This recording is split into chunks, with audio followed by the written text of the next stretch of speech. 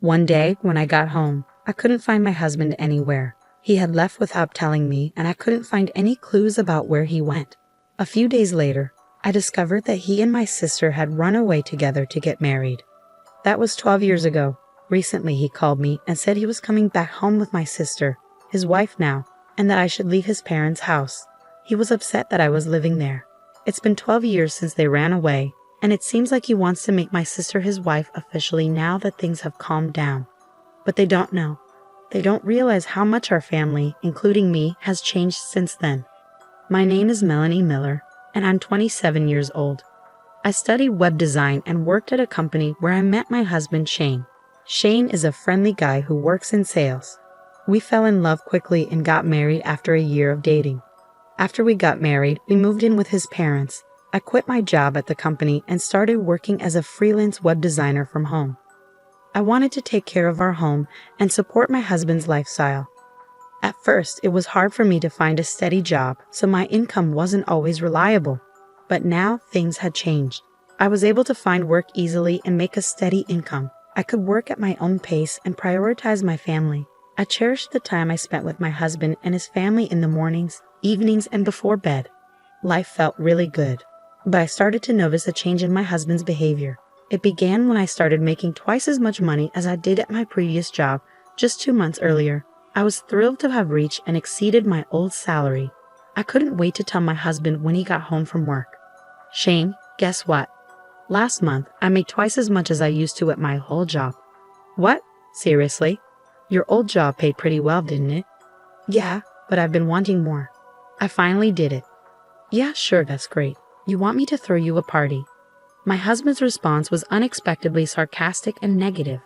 I couldn't understand why he was acting that way, so I asked, Shane, are you upset with me about something? Did I do something wrong? I thought you'd be happy for me. Why should I be happy? My salary didn't increase. Well, yes, but can't you just be happy for me, your wife? Really? I'm not like you. I'm just not naturally happy. Shane. After that argument, my husband started to withdraw more and more each day. Our talks became less frequent until I was the only one saying good morning and good night. Even though we had only been married for a year, it felt like we were far from happy. My in-laws, who we lived with, could sense the tension but never said anything. 2 months passed and nothing changed. We ate together in silence, and he always controlled the TV. When I was watching something, he would eat all the food I bought without asking. Whenever I tried to talk to him about it, he would argue, so I stopped bringing it up.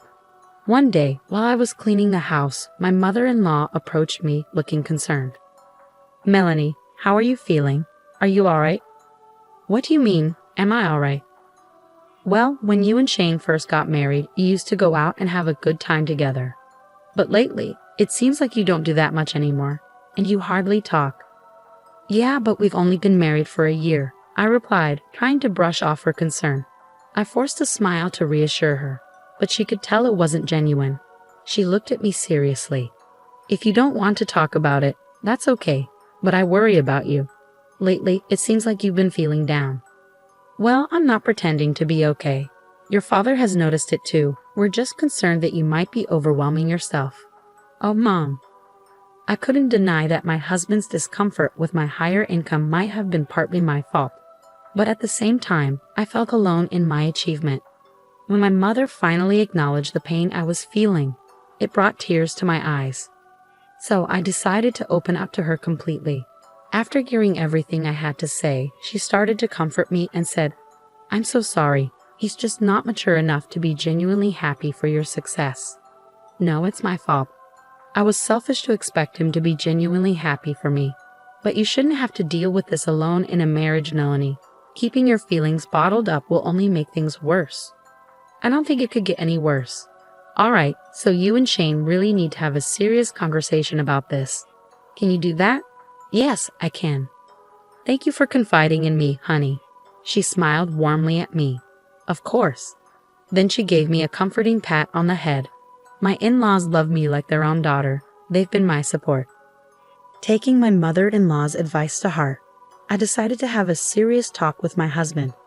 That night, I stayed up late, waiting for him to come home. But as the hours passed, there was no sign of him. He usually got home by 10 at the latest. but it was already past 11, and he still hadn't returned. "Why are you taking so long?" I texted him, but he didn't respond. I started to worry that something might be wrong. I tried calling him, but he didn't pick up, and the phone just kept ringing. So I waited anxiously. Finally, around midnight, he walked in. "I've been trying to reach you," I began, but he just sighed loudly and looked annoyed. "What's going on? Why are you still up?" "Well, I wanted to talk to you about something important today." "About what?" he replied, sounding annoyed.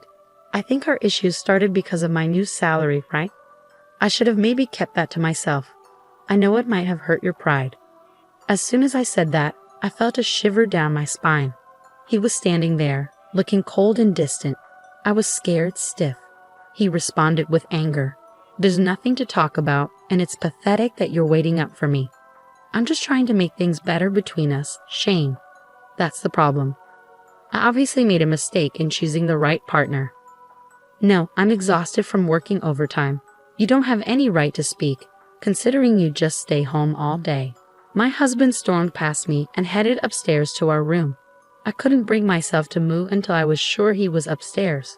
Why was he talking to me like that? All I wanted was a normal married life. My mother-in-law had encouraged me to talk to him, but it didn't solve anything. After his attitude, I didn't want to push for another conversation. It felt like he completely ignored me as a person, and it left me feeling bitter. 2 more months passed and still we didn't talk. The days seemed endless, slipping by in a blur. Then, one day, I came home to find my husband gone. I went into his room and something felt off. Huh? Shane's room is never this tidy. Shane isn't exactly known for being neat, but his room was strangely clean. His clothes and suitcase were gone. It hit me then, he'd moved out. I tried calling my in-laws, but their phone was either off or disconnected. Just as I was panicking, my sister, Mimi, called me. "Hi sis, it's been a while." "Mimi, I can't talk right now." "Is he? Your husband isn't there, is he?" "What? How did you know?" "Something's not right," I said, feeling a sense of unease. "I'm with your husband right now." "What? What do you mean?" "Well, I happened to be at the bar, and I ran into him there. We had a drink, and he mentioned that you two weren't really getting along."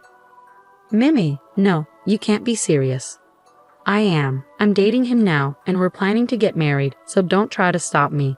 "Going away? That's ridiculous. Bring Shane back home right now." "I'm sorry I can't.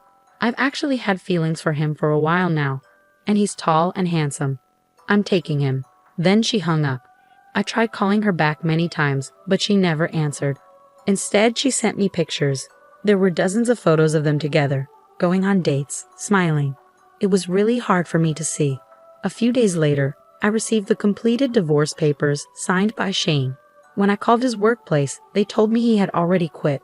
I knew I couldn't deal with this on my own anymore. I decided to tell my parents and in-laws about what was happening and ask for their support. So Shane and Mimi are together now. He left his job and wants me to sign the divorce papers, I explained. There was a stunned silence. Then my father-in-law spoke up after a moment. "Melanie, I'm truly sorry for our son's foolishness. You don't have to forgive us, and you don't owe us anything." "Oh, Father, I can't forgive your sister either. You're like a daughter to me." "I can't forgive them for hurting my precious daughter," everyone echoed his sentiment. In that moment, our feelings towards Shane and Mimi changed completely. My in-laws were already considering moving to a new house, and after this they said, "We want nothing to do with our son anymore." And they moved without telling him. My parents also decided to cut ties with my sister. "If she ever comes back, we'll act like we don't know her. Someone who would betray their own sister like that isn't our daughter," they said. So I decided to go back home to my parents. I asked for alimony from Shane as part of the divorce agreement. He replied, "You'll get it when I get my divorce." Eventually, I received several million yen in alimony along with a message, "Divorce me." Once the divorce was finalized, I cut all ties with Shane and Mimi. It's been 12 years since then, and a lot has changed. My in-laws demolished the house we lived in and sold the land. I've become more successful as a web designer, and my income has grown significantly.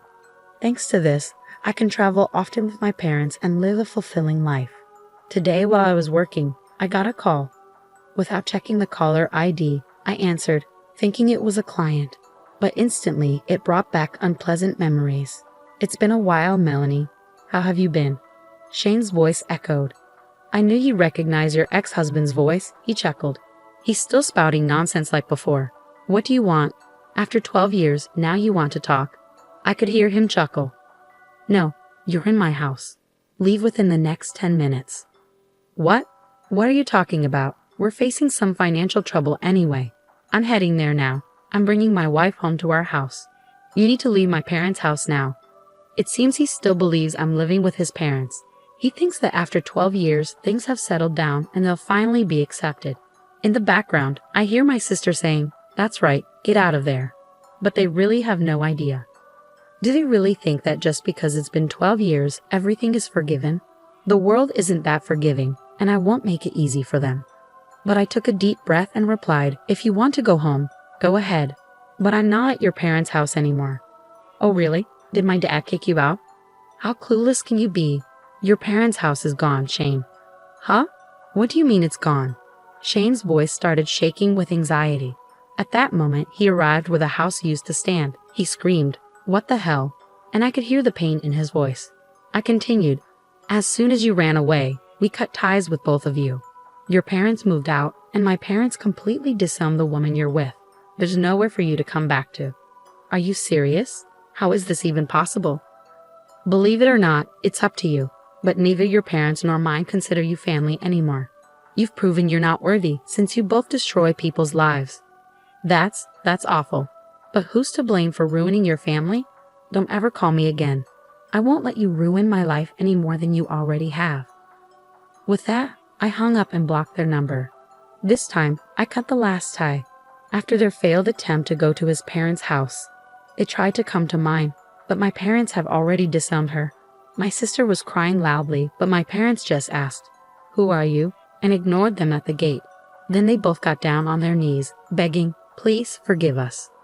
We have nowhere to go, please." Shane was pleading too. "I'm begging you, my parents' house is gone. We have nowhere to go." "Shut up, we don't care. You're not family anymore," my parents said as they sprinkled salt on the front door. "No, please wait, no please, I'm begging you," my father-in-law pleaded. "You don't get to call me that. Get out of here." They were so persistent that my father ended up sprinkling salt on them, and my mother called the cops for trespassing. They haven't been seen since. Last I heard, they were jobless, homeless, and asking their friends for money. But word got around about them, and no one was willing to help.